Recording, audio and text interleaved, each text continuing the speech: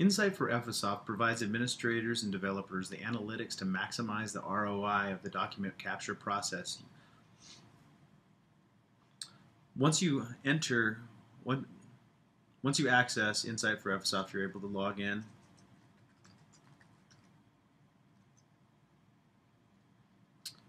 Once you're logged in, you're able to see two different panels.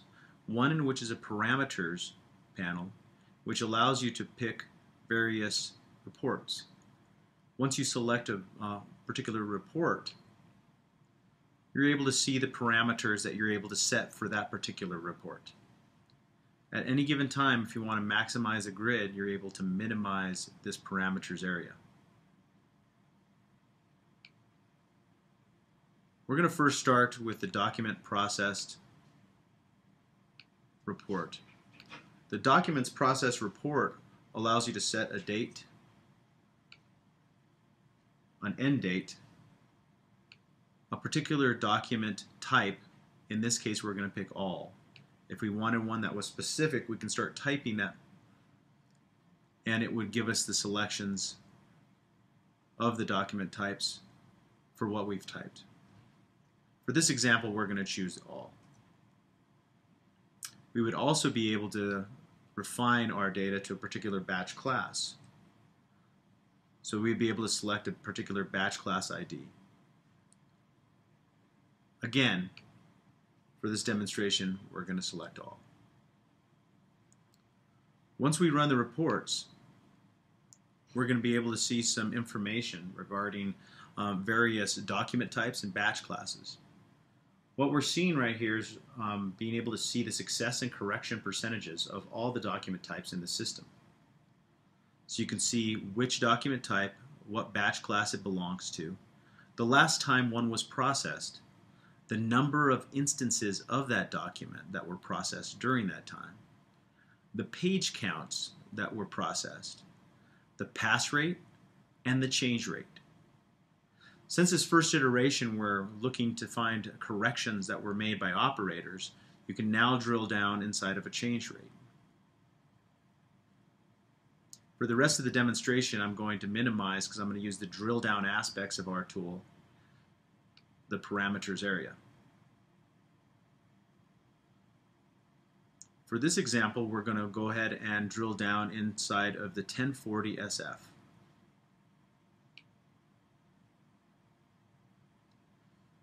When we drill down, we're able to get to the correction report. The correction report allows us to see the document corrections and field corrections. Document corrections are any change or confirmation an operator had to provide for a document type or pagination, the assembly of a document. Field corrections are any change to an index values by an operation in the validation process.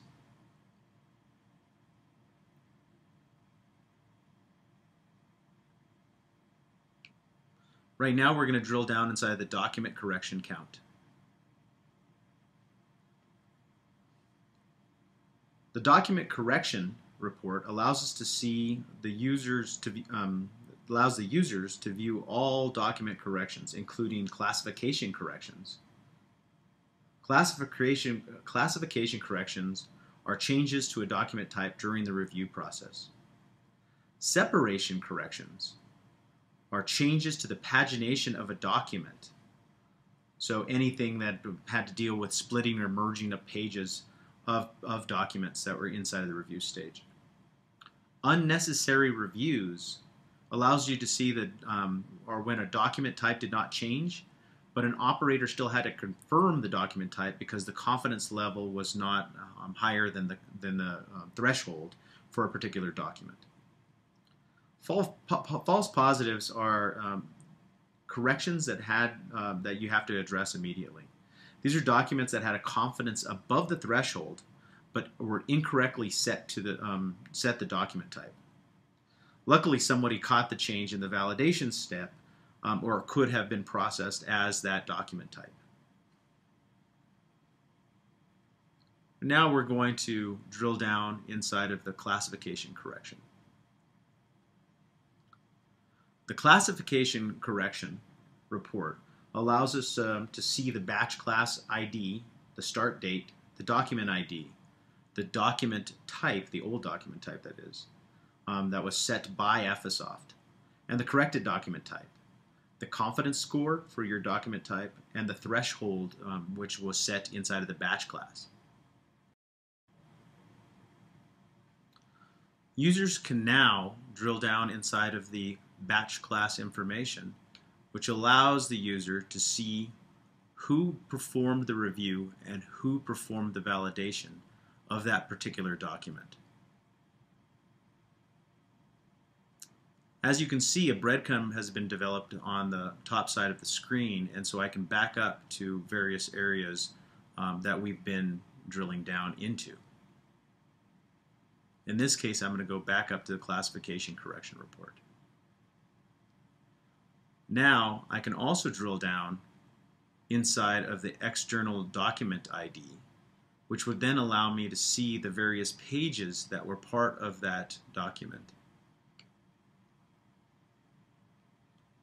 and how it was classified by each page in confidence for both search classification and image classification. This is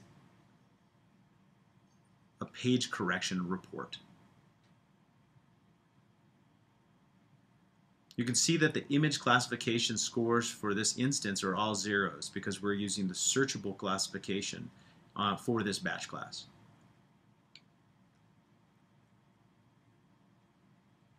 Now I'm going to go back up all the way to a document correction report to see other types of document corrections.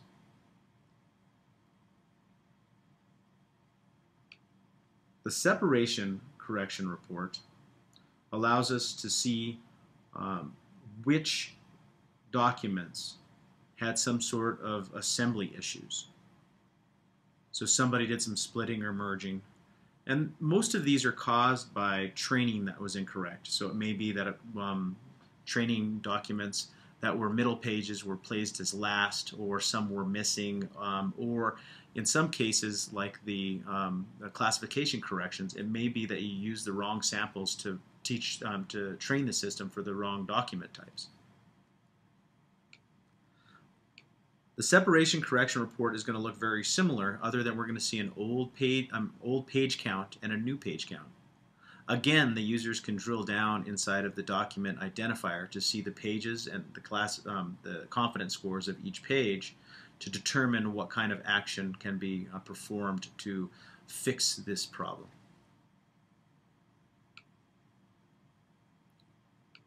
Unnecessary reviews may be some low-hanging fruit that can be fixed. In this case, you can see that the old document type was the same as the new document type, but still the user, or the operator rather, had to confirm that document type inside of the review stage because the confidence for that document type was lower than the threshold set.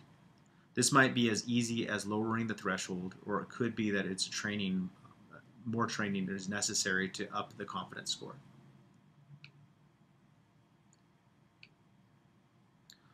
False positives, these are kind of red alerts for administrators to take action on. As you can see here, there was an old document of 1040 and a new document type of a 1040 SF.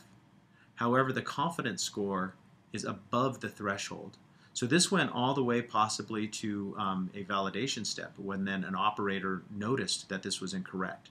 But it was above the threshold, so this could have went all the way through if all the information could have been extracted and all the validation performed without an operator ever touching their hands on it. So this is something that to take action on immediately. This also is caused typically by mistraining of the system. It could be that you have the wrong samples in the wrong document types. Going all the way back up to the correction report, now we're going to drill into the field corrections. Field corrections are a change from what Ephesoft extracted to what an operator inputted inside of the validation step. In this case, for this particular document type, we're able to see that there's 4 social security numbers that were modified. Those 4 social security numbers, we're able to see that there was nothing extracted and there was an input of a Social Security number at the end of it. You would again then be able to see who was the operator in case you needed to speak to them, or you can look at the particular samples that were in this batch class instance and the document types to then review and figure out why that value is not being extracted.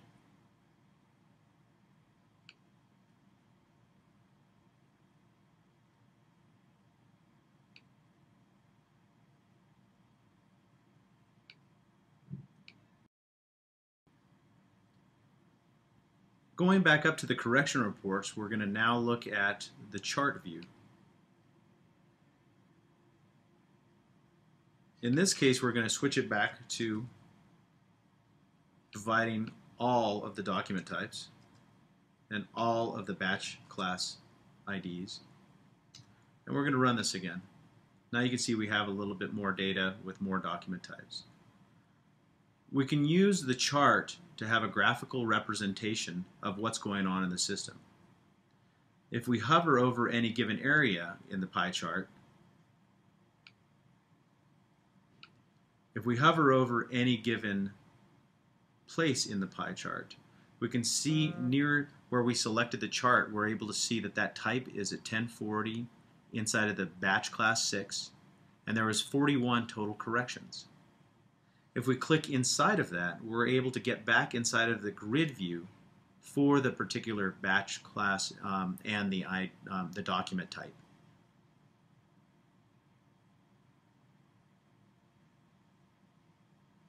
If we go back up to the correction report, we're also able to export data using Insight. To export data inside of Insight, you can select a particular view, or you can select a particular report. You can run the report. By pressing the export button, it creates a CSV file. So we can save the file at that point.